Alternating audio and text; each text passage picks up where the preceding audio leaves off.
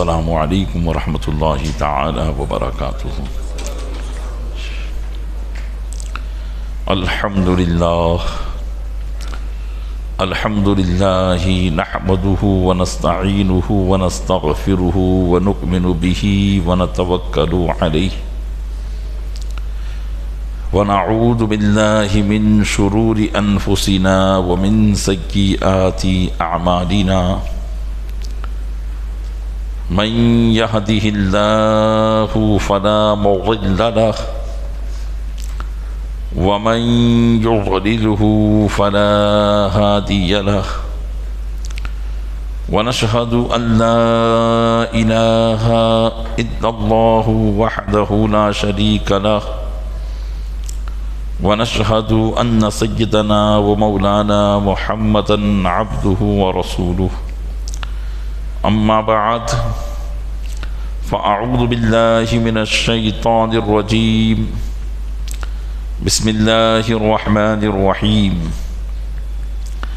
وسيجنبها الأتقى الذي يؤتي ماله يتزكى وما لأحد عنده من نعمة تجزى آمنت بالله صدق الله مولانا العظيم وبلغنا رسوله النبي الأمين المكين الكريم ونحن على ذلك لمن الشاهدين والشاكرين والحمد لله رب العالمين۔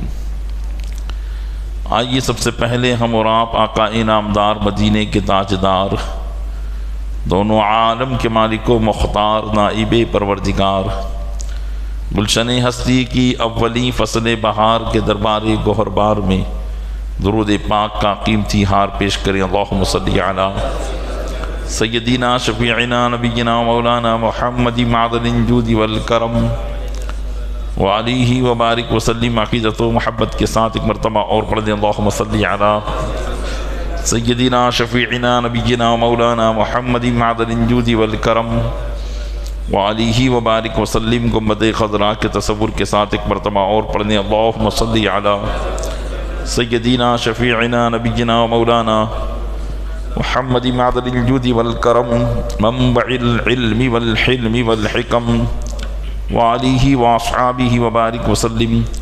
صلاۃ و سلاما سرمدا دائما ابدا علیک یا رسول اللہ۔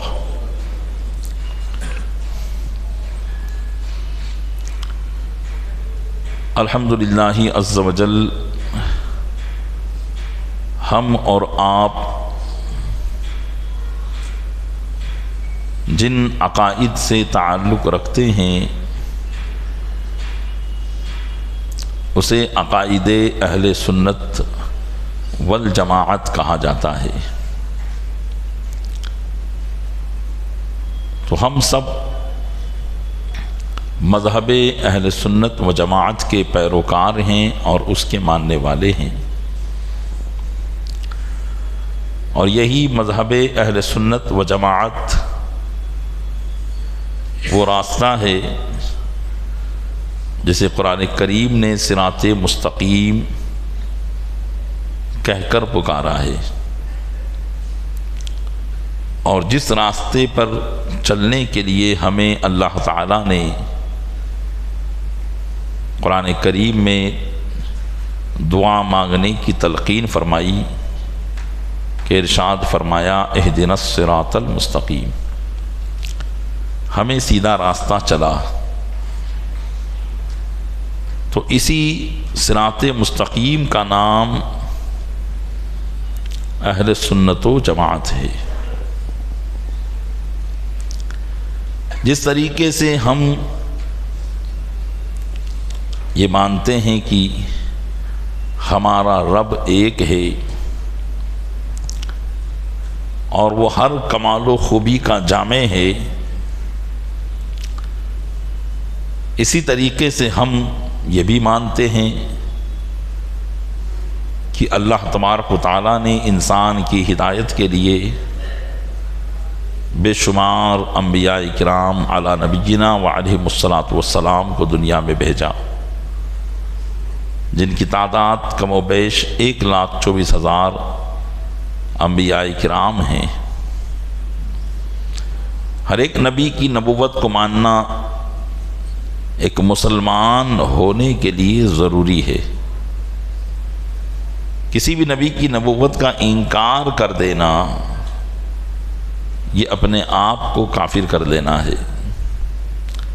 تو بحمدہ تعالی جتنے بھی مسلمان ہیں وہ اللہ کو ایک بھی مانتے ہیں اور انبیاء کرام کی نبوت کا اقرار بھی کرتے ہیں، اور یہ بھی مانتے ہیں کہ اب کوئی نبی نہیں آئے گا، اس لیے کہ اللہ تعالیٰ نے سب سے آخری نبی ہمارے آقا حضور تاجدار مدینہ صلی اللہ علیہ وسلم کو بھیج کر ان کی ذات پر نبوت کے دروازے کو بند فرما دیا ہے۔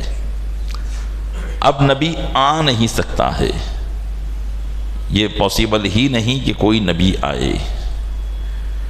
تو ہمیں اپنے نبی صلی اللہ علیہ وسلم کو آخری نبی ماننا بھی ضروری ہے، یہ بھی ہمارے اعتقاد میں آتا ہے۔ اور نبی کریم صلی اللہ علیہ وسلم کو آخری نبی نہ ماننے والا وہ ایسا ہی ہے جیسا کہ اللہ کو ایک نہ ماننے والا، کہ جس طریقے سے اگر کوئی اللہ کو ایک نہ مانے، معبود برحق کو ایک نہ مانے تو وہ کافر ہو جائے گا، ایسے ہی نبی کریم صلی اللہ علیہ وسلم کو جو آخری نبی نہ مانے یا آپ کے بعد کسی نبی کے آنے کو ممکن جانے، پاسبل جانے، ایسا شخص کافر ہو جائے گا۔ اسی طریقے سے اللہ نے اپنے محبوب صلی اللہ علیہ وسلم کو دنیا میں بھیجا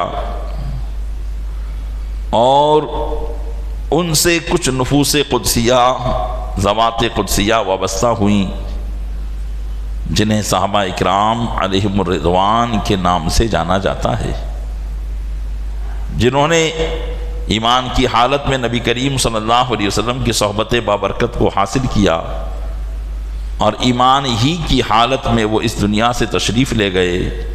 اللہ کی بارگاہ سے انہیں صحابیت کا لقب عطا کیا گیا اور صحابیت کے منصب پر وہ فائز ہوئے۔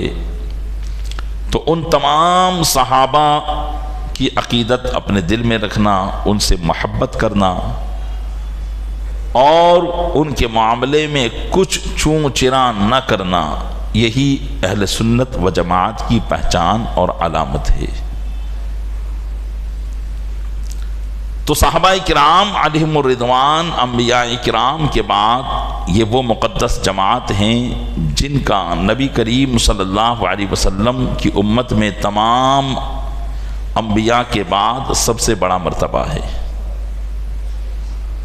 اور تمام انبیاء کرام اور ملائکہ مقربین یا ملائکہ میں یعنی فرشتوں میں جو رسولان عظام ہیں، ان کے بعد تمام کائنات میں اگر کسی کا مرتبہ ہے تو وہ حضرت صدیق اکبر رضی اللہ تعالی عنہ کا ہے۔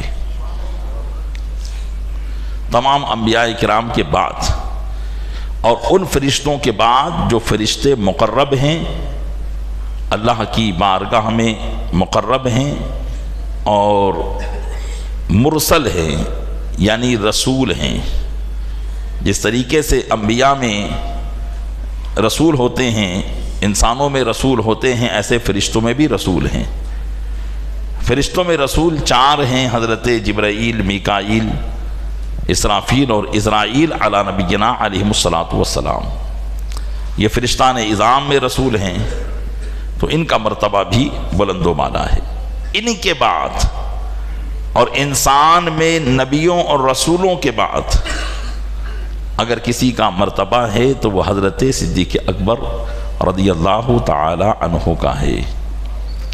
اسی لیے ہر اہل سنت و جماعت کی مسجد میں خطبہ کے اندر اس بات کو ذکر کیا جاتا ہے، خصوصاً علی افضل البشر بعد الانبیاء بالتحقیق، امیر المؤمنین ابی بکر صدیق رضی اللہ تعالیٰ عنہ، یعنی خطبہ میں جہاں رسول اکرم صلی اللہ علیہ وسلم کا ذکر آتا ہے کہ ان پر درود و سلام نازل ہو، تو پھر خطیب اپنے خطبے میں اپنے اس عقیدے کا اعلان کرتا ہے، بالخصوص اس ذات پر جو تمام انبیاء کے بعد تمام مخلوق میں سب سے افضل ہیں، اور یہ بات تحقیق کے ساتھ ثابت ہے۔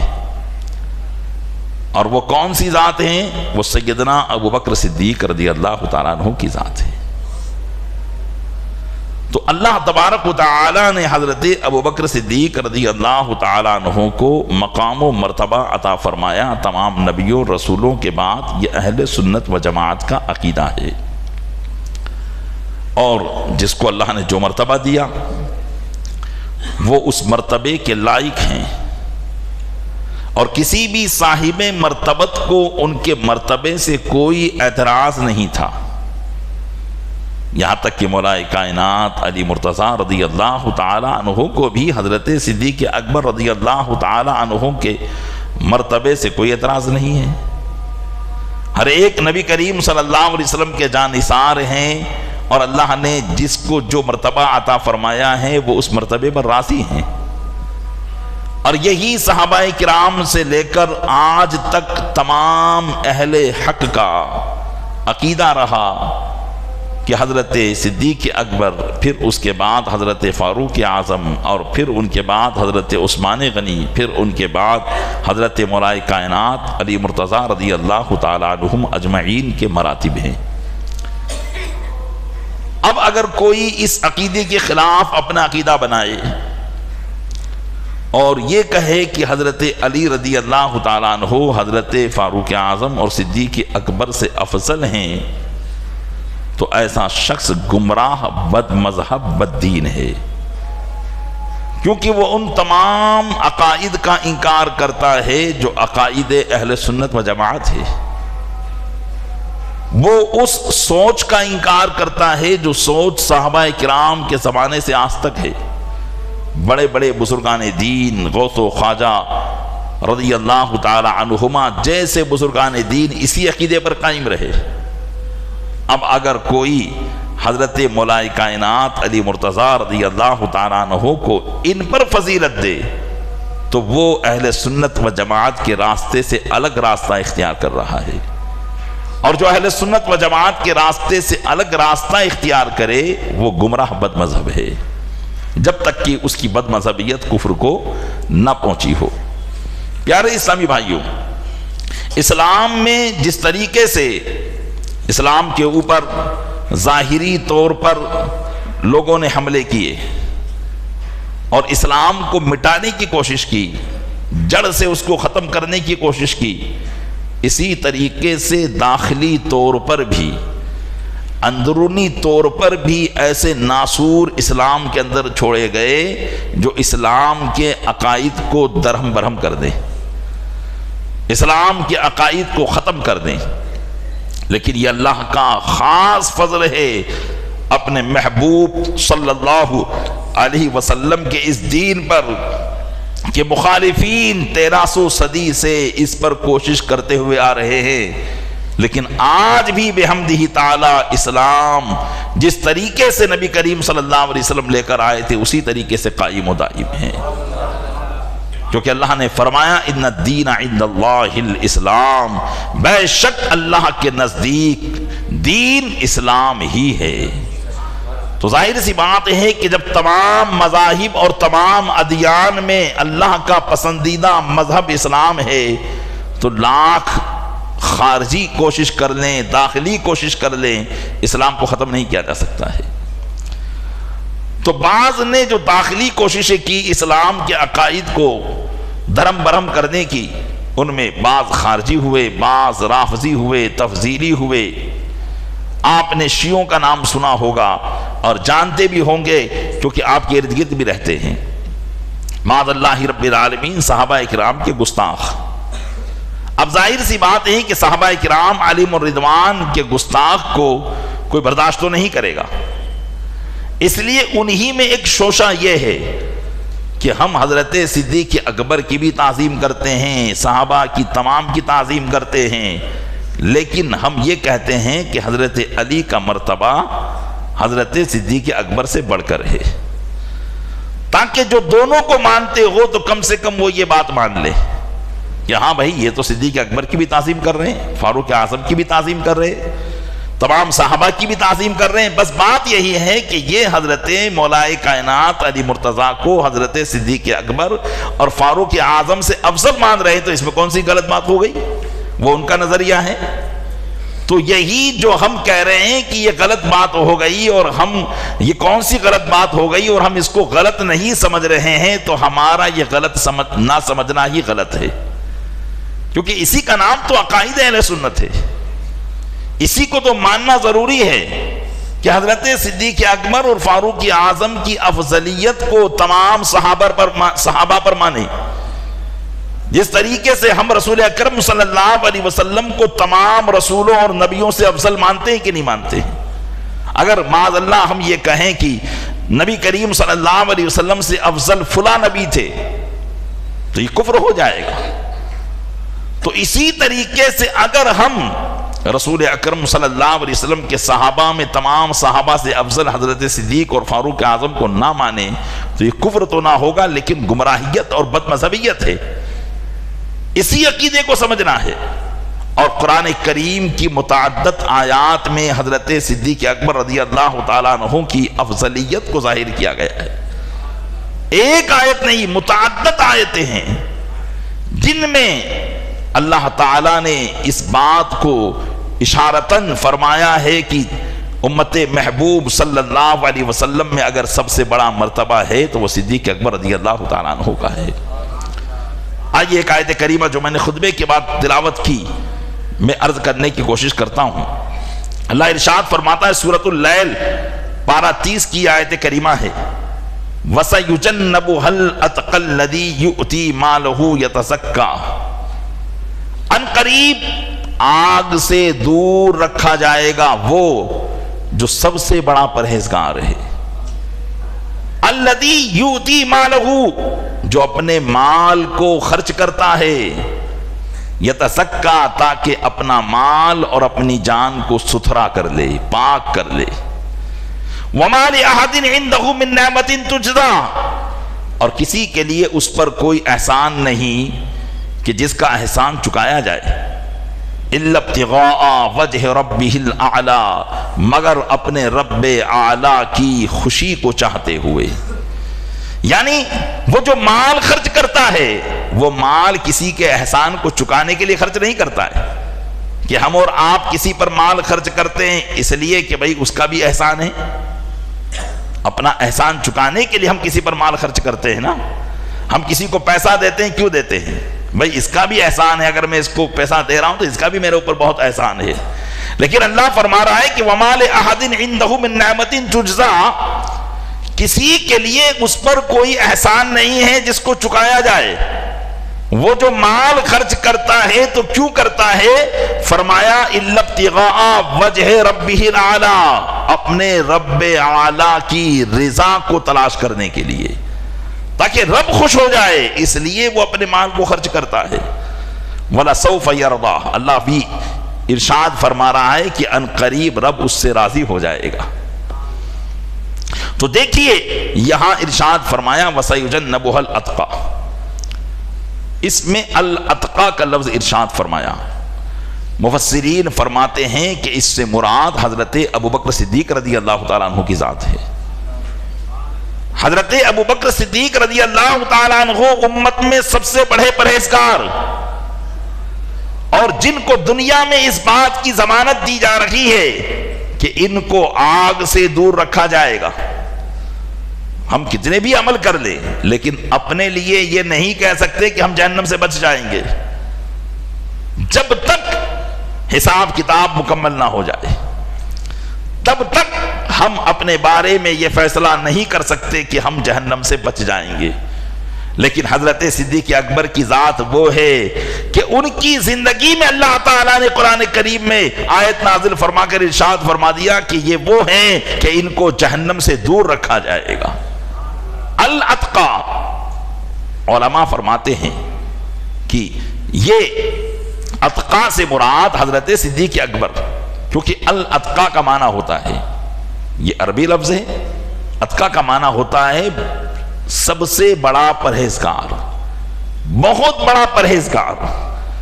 عربی جاننے والے اس بات کو سمجھیں گے کہ اس کو کیا کہا جاتا ہے، یہ اس میں تفضیل کا لفظ ہے، اور نسبت غیر کی طرف کرتے ہوئے اس کو کہا جاتا ہے کہ وہ اپنے جو لائن کے ہیں ان سب سے زیادہ پرہیزگار۔ تو سب سے زیادہ پرہیزگار یہاں حضرت ابوبکر صدیق کو کہا گیا۔ اب ظاہر سی بات ہے یہاں نام تو نہیں ہے، یہاں مراد کیسے لیا گیا کہ یہ صدیق اکبر کی ذات ہے؟ تو دیکھیے قرآن کی تفسیر کوئی اپنی رائے سے نہیں کر سکتا ہے کہ بھائی میرے سمجھ میں نہیں یہ آ رہا ہے کہ یہاں یہی مراد ہونا چاہیے، تو اپنی سمجھ سے یہاں کچھ کام نہیں چلتا ہے۔ قرآن کی تفسیر یا تو قرآن کی آیت سے کی جاتی ہے یا حدیث سے کی جاتی ہے۔ تو یہاں پر حدیث پاک میں ذکر کرتا ہوں، حضرت عبداللہ بن مسعود رضی اللہ تعالیٰ عنہ سے روایت ہے کہ یہ آیت کریمہ کب نازل ہوئی، یہ آیت کریمہ کب نازل ہوئی؟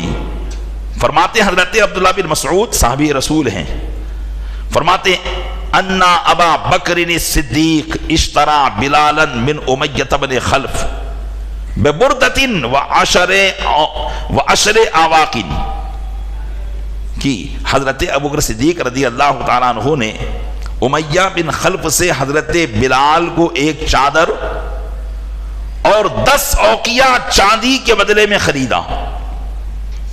حضرت بلال حبشی رضی اللہ تعالیٰ عنہ امیہ بن خلف کے غلام تھے، اور امیہ بن خلف سڑا ہوا کافر جس کو اللہ تعالیٰ نے اسی آیت اسی صورت میں الاشقا فرمایا کہ سب سے بڑا بدترین، تو اس کو فرمایا کہ یہ سب سے بڑا بدترین ہے جو جہنم میں جائے گا، اور پھر اس کے مقابل میں حضرت ابوبکر صدیق کو فرمایا کہ یہ سب سے بڑے پرہیزگار ہیں جو جہنم سے دور رکھے جائیں گے۔ امیہ بن خلف یہ وہ سڑا ہوا کافر ہے کہ جو نبی کریم صلی اللہ علیہ وسلم کے دستے مبارک سے مرا ہے۔ آقا علیہ الصلوۃ والسلام رحمت عالم ہیں، آپ کے نیزے سے اور آپ کی تلوار سے کوئی مرتا نہیں، لیکن یہ اتنا بڑا کافر ہے کہ اس کو نبی کریم صلی اللہ علیہ وسلم نے اپنے نیزے سے مارا تھا۔ یہ امیہ بن خلف، اس کے بارے میں آپ نے سنا ہوگا کہ حضرت بلال پر کیسے ظلم ڈھاتا تھا، کتنا ظلم کرتا تھا جب آپ ایمان لے آئے تھے۔ تو جب حضرت صدیق اکبر رضی اللہ تعالیٰ عنہ نے دیکھا کہ یہ امیہ بن خلف حضرت بلال پر اسی لیے ظلم کرتا ہے کہ یہ مسلمان ہو گئے، انہوں نے میرے نبی کا کلمہ پڑھ لیا، تو آپ نے فرمایا کہ اے امیہ بن خلف کتنے میں بیچو گے؟ جس طریقے سے آج کے زمانے میں عمدہ چیز کی قیمت عمدہ ہوتی ہے، چیز اچھی ہو تو اس کی قیمت بہت زیادہ ہوتی ہے، جیسے بقرعید کے زمانوں میں بکروں کی خوبصورتی کی قیمت، ایسے ہی اس زمانے میں انسانوں کی قیمت ہوا کرتی تھی کہ اگر کوئی خوبصورت غلام ہوتا تو اس کی قیمت اتنی ہوتی۔ ظاہری طور پر حضرت بلال حبشی رضی اللہ تعالیٰ عنہ حبشہ کے رہنے والے تھے، اس اعتبار سے ان کی قیمت جو ایک اس زمانے کا رول تھا اس اعتبار سے نہیں تھی، لیکن حضرت ابوبکر صدیق رضی اللہ تعالیٰ عنہ نے حضرت بلال حبشی کو 10 اوقیہ چاندی کے بدلے اور ایک چادر کے بدلے میں خرید لیا تھا، اور 10 اوقیہ چاندی آج کے زمانے کے لاکھوں روپے ہوتے ہیں، اتنی قیمت دے کر آپ نے ان کو خریدا تھا، اور پھر خریدنے کے بعد ان کو اپنا غلام بنا کے نہیں رکھا، کیونکہ پہلے کے زمانے میں ایسا ہوتا تھا کہ آپ کا غلام ہے، میں خرید لوں تو میرا غلام ہو جائے گا، لیکن حضرت صدیق اکبر نے خرید کر فَاعْتَقَهُ لِلَّهِ حضرت بلال کو اللہ کے لیے آزاد کر دیا، اور ان کی غلامی والی زندگی کو ختم کر دیا، اور غلامی کی زندگی کو ختم کرنا گویا کہ انسان کو زندہ کر دینا ہے۔ تو حضرت بلال کو اتنی مہنگی قیمت میں خرید کر حضرت ابوبکر صدیق نے ان کو آزاد کر دیا۔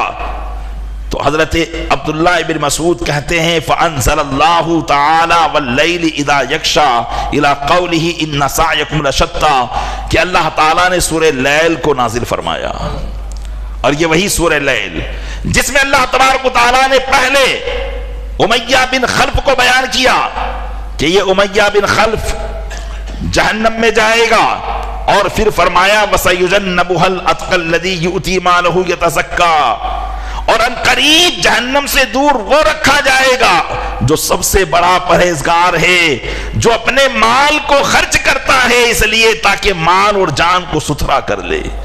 وَمَا لِأَحَدٍ مِّن نِّعْمَةٍ عِندَهُ تُجْزَىٰ وَمَا لِأَحَدٍ عِندَهُ مِن نِّعْمَةٍ تُجْزَىٰ، اور اس کے اوپر کسی کا کوئی احسان نہیں جس کو ادا کیا جائے، وہ مال خرچ کرتا ہے صرف اللہ کی رضا کو تلاش کرنے کے لیے۔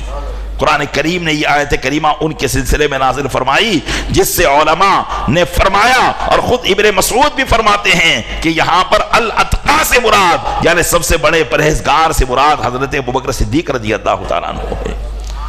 اور پھر حضرت عروہ بن زبیر رضی اللہ تعالیٰ عنہ سے روایت ہے کہ حضرت ابوبکر صدیق رضی اللہ تعالیٰ عنہ نے 7 لوگوں کو آزاد کیا، اعتقا 7 کلہم یعذب فی اللہ۔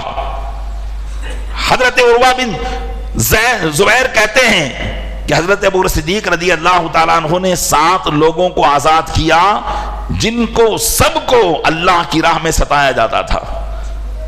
ان میں سے کہتے ہیں بلال و عامر بن فہیرہ و نہدیہ و زنیرہ و ام عیسیٰ و امت بن المؤمل۔ فرماتے ہیں کہ حضرت بلال، حضرت عامر بن فہیرہ، حضرت نہدیہ اور ان کی بیٹی زنیریہ اور حضرت ام عیسیٰ اور بنو مؤمل کی جو ہے کنیز تھی، ان لوگوں کو حضرت ابوبکر صدیق نے بھاری رقموں میں خرید کر آزاد کر دیا، اور آزاد کرنے کے بعد جب آزاد کیا ان میں سب سے آخر میں جن کو آزاد کیا وہ حضرت بلال تھے۔ تو کہتے ہیں وفی نصرت وسیجنبوها، تو ان کے بارے میں یہ آیت کریمہ نازل ہوئی کہ ان قریب الاتقا کو جہنم سے دور رکھا جائے گا۔ اور تمام مفسرین کا اجماع ہے، علامہ فخر الدین رازی رحمۃ اللہ تعالی علیہ فرماتے ہیں وَأَجْمَعَ الْمُفَسِّرُونَ مِنَّا عَلَىٰ أَنَّ الْمُرَادَ مِنْهُ أَبُو بَكْرٍ، کہ تمام مفسرین کا اس بات پر اجماع ہے کہ الاتقا سے مراد حضرت ابوبکر صدیق رضی اللہ تعالیٰ عنہ کی ذات ہے۔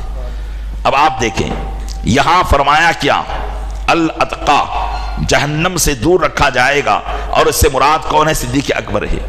لیکن یہاں پر جہنم سے تو دور بہت سے مسلمان رکھے جائیں گے، سبھی مسلمان رکھے جائیں گے، بلکہ بہت سے پرہیزگار جو جہنم سے بالکل دور رکھے جائیں گے۔ لیکن یہاں پر یہ کیسے پتا چلا کہ تمام صحابہ میں سب سے بڑا مرتبہ اللہ کے محبوب کے صلی اللہ علیہ وسلم کے صدیق کا ہے؟ علماء فرماتے ہیں کہ اللہ قرآن کریم میں ایک دوسری جگہ ارشاد فرماتا ہے ان اکرمکم عند اللہ اتقاکم۔ اللہ تبارک و تعالیٰ نے یہاں ارشاد فرمایا کہ بے شک اللہ کے نزدیک تم سب میں زیادہ عزت والا وہ ہے جو تم سب میں زیادہ پرہیزگار ہے۔ اللہ تعالیٰ نے دیکھیے اکرمیت اور افضلیت کی بنیاد کس کو قرار دیا؟ الاتقا کا لفظ آپ نے یہاں سنا، اتقا، اور وہی لفظ آپ 26ویں پارے میں دیکھیں ان اکرمکم عند اللہ اتقا، بے شک اللہ کے نزدیک سب سے زیادہ عزت والا، مرتبے والا، فضیلت والا تم میں وہ ہے جو سب سے زیادہ پرہیزگار ہے۔ تو اب امت میں سب سے زیادہ پرہیزگار کون؟ حضرت صدیق اکبر رضی اللہ تعالیٰ عنہ۔ لہذا امت میں سب سے زیادہ مرتبے والے کون؟ حضرت صدیق اکبر رضی اللہ تعالیٰ عنہ۔ جب ان دونوں آیتوں کی تفسیر کو آپ ملائیں گے تو حضرت صدیق اکبر رضی اللہ تعالیٰ عنہ کی ذات والا صفات اس بات کی طرف اشارہ کرے گی کہ اللہ تبارک و تعالیٰ نے انہی کو اپنے محبوب کی امت میں سب سے افضلیت والا بنا کر چن لیا تھا۔ یہ حضرت صدیق اکبر رضی اللہ تعالیٰ عنہ کی ذات ہے۔ اس آیت کریمہ پر بہت کلام ہے اور بہت دیر تک گفتگو کی جا سکتی ہے، لیکن آئیے دوسری آیت کریمہ میں آپ کی خدمت میں پیش کرتا ہوں جس میں بھی اشارتاً اس بات کی طرف وضاحت ہے کہ حضرت صدیق اکبر رضی اللہ تعالیٰ عنہ ہی افضلیت کے حقدار ہیں۔ قرآن کریم کے 27ویں پارے میں اللہ ارشاد فرماتا ہے لا یستوی منکم من انفق من قبل الفتح وقاتل اولئک اعظم درجۃ من الذین انفقوا من بعد وقاتلوا وکلا وعد اللہ الحسنى۔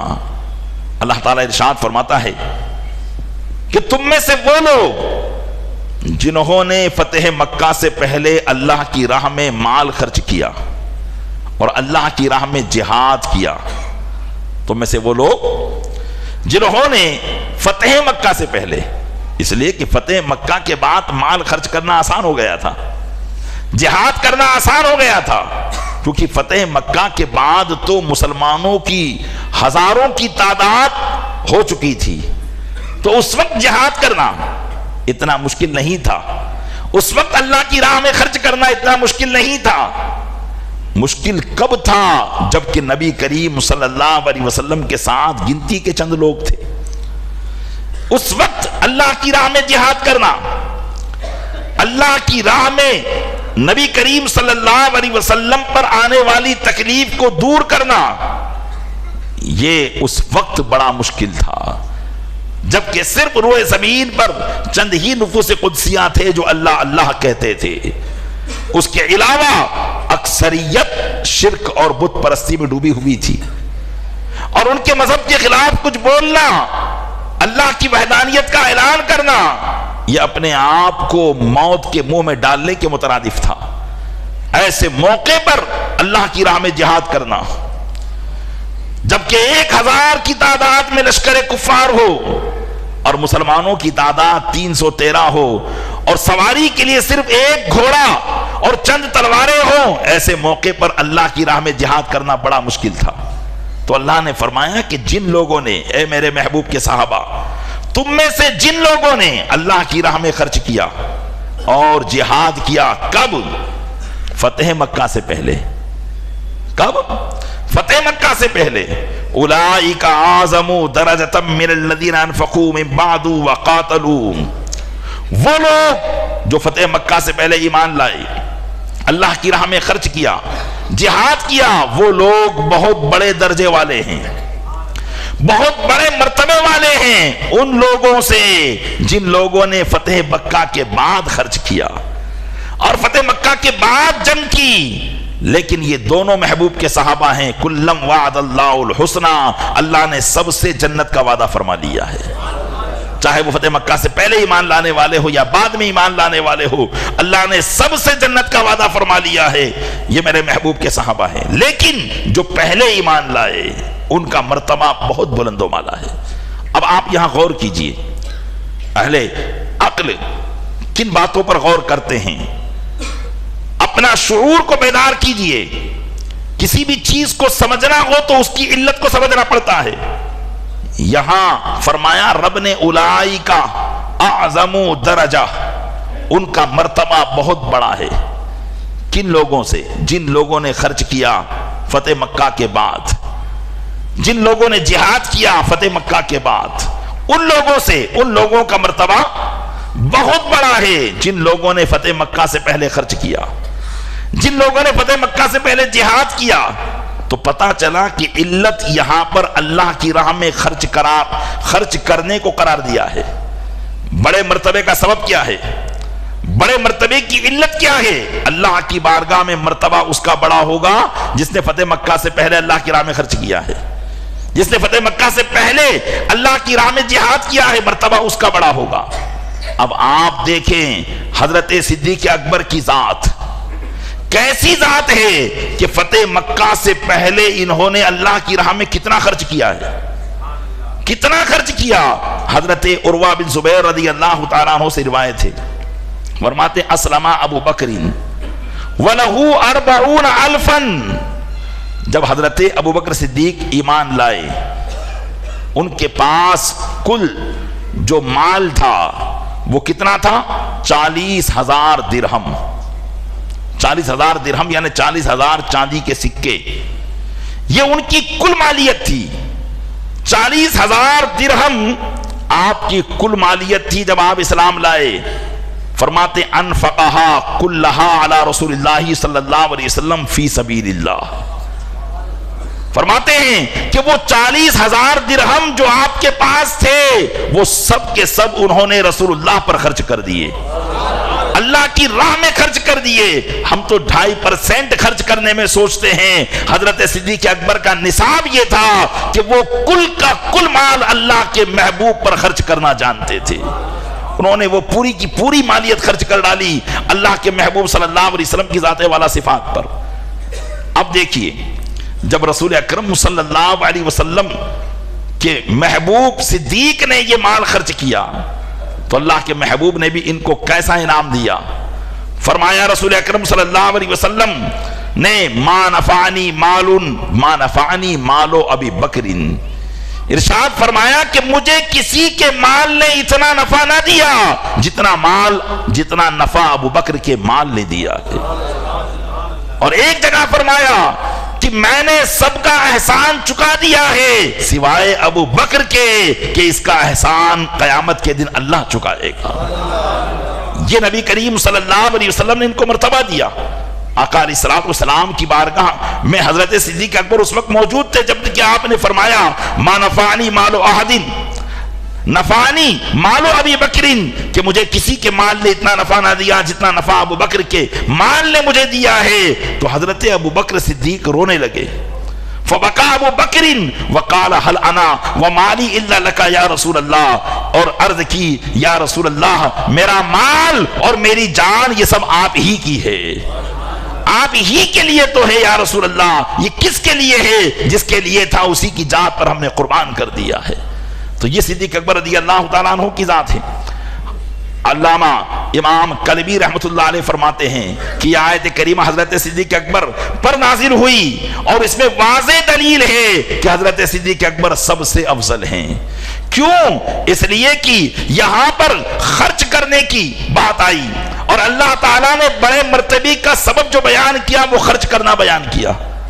بڑے مرتبے کا جو سبب بیان کیا خرچ کرنا۔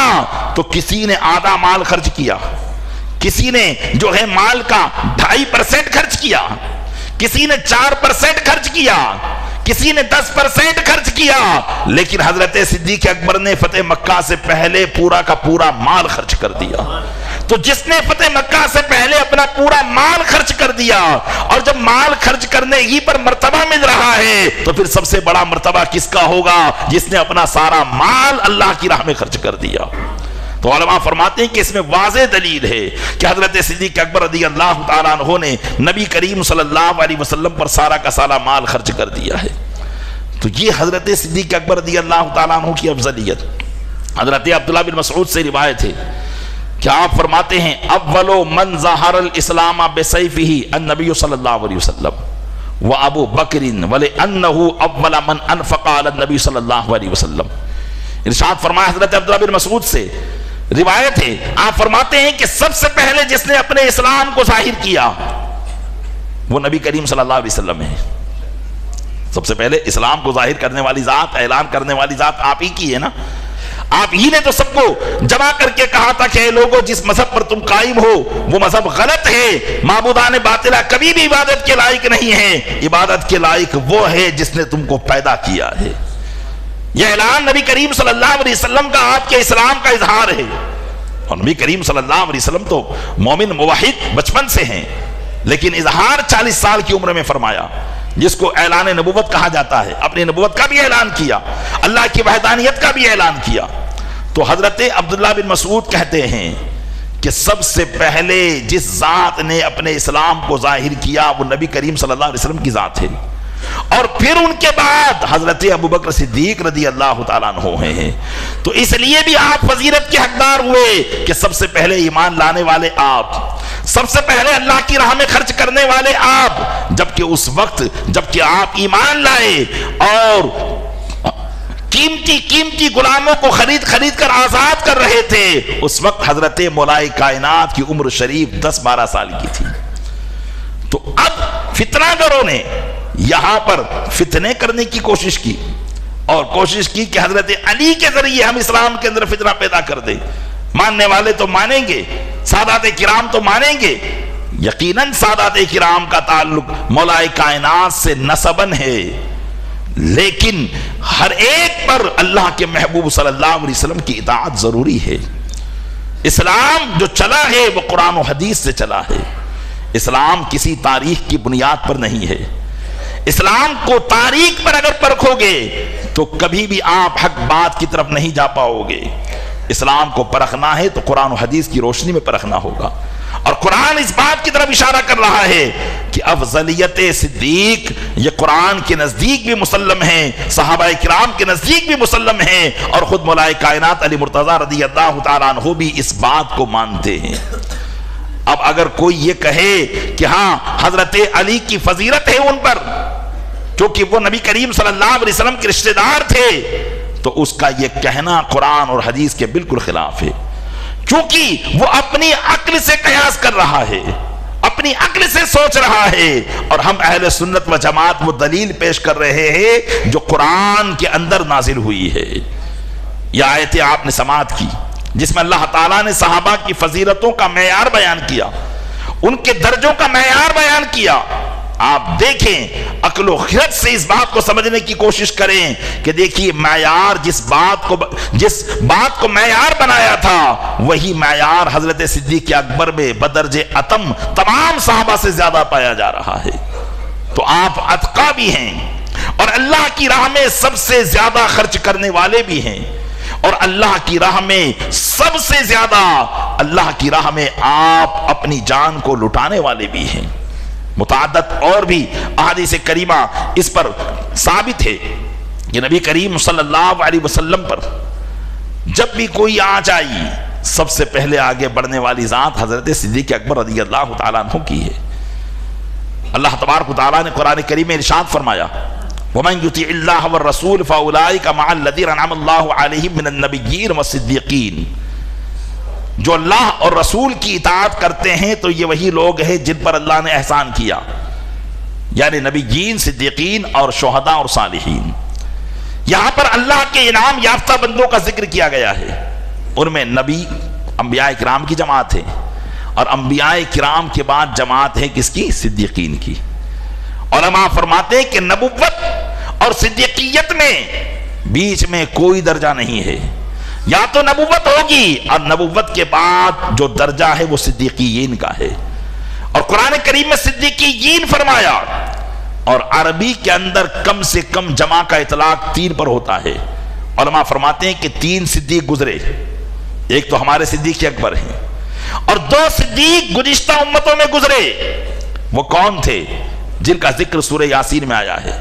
بات مختصر انداز میں آپ کی خدمت میں پیش کر کے اپنی گفتگو ختم کرنا چاہوں گا، توجہ کے ساتھ ان بات کو سماعت کریں کہ اللہ تعالیٰ نے سورہ یاسین کے اندر ایک قوم کا ذکر کیا ہے کہ جس قوم کی طرف اللہ نے اپنے 3 نبیوں کو بھیجا تھا، اس شہر کے اندر 3 نبیوں کو بھیجا تھا۔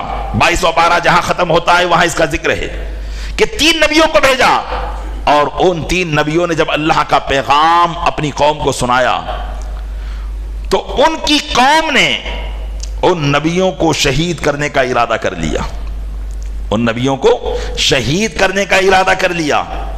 تو وہیں ایک اسی قوم کا شخص تھا جو خفیہ طور پر ان نبیوں پر ایمان لے آیا تھا، لیکن جب قوم نے چھپ کر مشورہ کیا کہ ہم تینوں کو قتل کر ڈالیں گے تو اس نے بھانپ لیا اور اپنی قوم کو سمجھانے کی کوشش کی، اور اپنی قوم کو کہا کہ اے لوگوں، کیا تم ایسے کو قتل کرتے ہو جو کہتا ہے کہ میرا رب اللہ ہے؟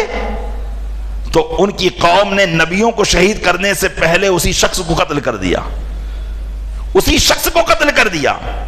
اور جب وہ شخص شہید کر دیا گیا، کیونکہ یہ نبی کریم صلی اللہ علیہ وسلم کے زمانے سے پہلے والے زمانے کی بات ہے، اور اللہ کی بارگاہ میں پہنچا تو اللہ نے اس کو بڑا مرتبہ عطا فرمایا۔ جب اللہ نے اس کو بڑا مرتبہ عطا فرمایا تو جنت میں پہنچنے کے بعد اس نے اللہ کی بارگاہ میں یہ عرض کیا، اللہ نے اس کے قول کو قرآن کریم میں نازل کیا۔ اللہ ارشاد فرماتا یا لیتا قومی یعلمون، یا لیتنی قومی یعلمون، کاش کہ میری قوم جان لیتی، بما غفر علی ربی وجعلنی من المکرمین، کس کے سبب میرے رب نے میری مغفرت فرما دی اور مجھے معزز لوگوں میں کر دیا۔ ایک یہ شخص تھا جنہوں نے نبیوں پر آنچ نہ آنے دی اور سب سے پہلے اپنے آپ کو ان کے آڑ میں بنا کر پیش کر دیا اور قربان ہو گئے. اور دوسرے شخص فرمایا، دوسرے شخص وہ تھے جو موسیٰ علیہ السلام کی قوم میں تھے. موسیٰ علیہ السلام کی قوم تو بنی اسرائیل تھی، لیکن فرعون کی قوم قبطی تھی. فرعون اور فرعونیوں میں سے کوئی ایمان نہ لایا، لیکن ایک فرعون میں سے تھے جو چھپ کر ایمان لے آئے تھے. قرآن کریم کے 24 پارے میں ان کا ذکر ہے. وَقَالَ رَجُلٌ مُؤْمِنٌ مِّنْ آلِ فِرْعَوْنَ، اور اس مومن مرد نے کہا جو فرعون والوں میں سے تھا، جس کو آل فرعون، مومن آل فرعون کہا جاتا ہے. تو وہ مومن آل فرعون، اس نے حضرت موسیٰ علیہ السلام کی خفیہ طور پر بہت مدد کی، لیکن فرعونیوں کے سامنے اپنے ایمان کو ظاہر نہ کیا. لیکن جب انہوں نے خفیہ طور پر مشورہ کیا کہ اب ہم حضرت موسیٰ کو قتل کر ڈالیں گے، تو اس مومن فرعون نے ان لوگوں کو جمع کر کے کہا، قرآن کریم کے 24 پارے میں ان کا ذکر ہے، وَقَالَ رَجُلٌ مُؤْمِنٌ مِّنْ آلِ فِرْعَوْنَ يَكْتُمُ إِيمَانَهُ أَتَقْتُلُونَ رَجُلًا أَن يَقُولَ رَبِّيَ اللَّهُ. اس مومن آل فرعون نے کہا جو اپنے ایمان کو چھپاتا تھا کہ کیا تم ایسے آدمی کو قتل کرتے ہو جو کہتا ہے میرا رب اللہ ہے. تو یہ دوسرا جو مومن آل فرعون تھا، ایک مومن آل یاسین، ایک مومن آل فرعون، اور یہ تیسرے کون تھے؟ تیسرے تھے حضرت صدیق اکبر رضی اللہ تعالیٰ عنہ. یہ 3 صدیقین تھے جن کا ذکر قرآن کریم میں آیا. اللہ تعالیٰ ارشاد، اللہ کے محبوب صلی اللہ علیہ وسلم ارشاد فرماتے ہیں، الصدیقون حبیب النجار مؤمن من آل یاسین. ارشاد فرمایا کہ صدیقین کون ہیں جن کا ذکر قرآن میں آیا؟ تو وہ 3 ہیں. فرمایا ایک حبیب نجار جو مومن آل یاسین ہے، اور ایک مومن من آل فرعون الذي قال تقتلون رجلا ان يقول ربي اللہ، اور ایک آل فرعون یعنی فرعون والوں میں سے ایک مومن شخص تھا، وہ صدیق ہے جس نے کہا تھا کہ کیا تم ایسے آدمی کو قتل کرتے ہو جو کہتا ہے میرا رب اللہ ہے. اور آقا علیہ السلام فرماتے ہیں والثالث ابو بکر، اور تیسرے صدیق ابو بکر ہیں، وَهُوَ أَفْضَلُهُمْ، اور وہ تمام نبیوں کے بعد یہ تینوں صدیقین سب سے افضل ہیں. حضرت صدیق اکبر نے بھی وہی بات کہی تھی، حضرت صدیق اکبر نے بھی وہی بات کہی تھی جو 2 پہلے صدیقین نے کہا تھا. روایت میں آتا ہے میرے آقا صلی اللہ علیہ وسلم مسجد حرام میں نماز پڑھ رہے ہیں، عقبہ بن ابو معیط آتا ہے، آپ سجدے میں ہیں، آپ کی گردن میں اس نے چادر کا پھندا بنا کر ڈال دیا اور اتنا کھینچا کہ نبی کریم صلی اللہ علیہ وسلم کا دم گھٹنے میں آیا. اتنے میں حضرت صدیق اکبر وہاں پہنچے اور آپ نے ان سب کو ہٹایا اور آپ نے بھی وہی بات کی، اتقتلون رجلا ان یقول ربی اللہ، کیا تم ایسے شخص کو قتل کرتے ہو جو کہتا ہے میرا رب اللہ ہے. یہ حضرت صدیق اکبر رضی اللہ تعالیٰ عنہ جو اللہ کی راہ میں نبی کریم صلی اللہ علیہ وسلم کے بعد سب سے زیادہ تکلیف اٹھانے والے اور سب سے زیادہ نبی کا دفاع کرنے والی ذات صدیق اکبر رضی اللہ تعالیٰ عنہ کی تھی. اسی پر اللہ نے معیار قائم کیا تھا کہ جو اللہ کی راہ میں سب سے پہلے جہاد کرنے والا ہو وہی بڑے مرتبے والا ہے. تو سب سے پہلے اگر کوئی جہاد کرنے والی ذات تھی تو وہ صدیق اکبر کی ذات ہے. تو اس آیت کریمہ سے بھی واضح ہو جاتا ہے کہ آپ کی ذات پاک تمام صحابہ میں سب سے افضل ہے. پیارے اسلامی بھائیوں، جتنے بھی بد مذہب بد عقیدہ ہیں یہ اپنے قیاس آرائیوں سے اسلام کے اندر اس طرح کی بات پیش کر کے ایمان کو برباد کرنے کی کوشش کرتے ہیں. آپ اپنے ایمان کو ان سے بچائیے. یقیناً ایمان ہی ایک اتنی بہترین پونجی ہے کہ جس کے ذریعے اللہ تعالیٰ آخرت کی ابدی نعمتوں کو عطا فرمائے گا. اگر یہی ایمان برباد ہو گیا تو دنیا اور آخرت دونوں برباد ہو جائے گی. اللہ تعالیٰ اپنے محبوب صلی اللہ علیہ وسلم کے صدقے میں ہمیں عقیدہ اہل سنت پر قائم و دائم رکھے اور اسی پر موت عطا فرمائے. آمین بجاہ النبی الامین صلی اللہ علیہ وسلم.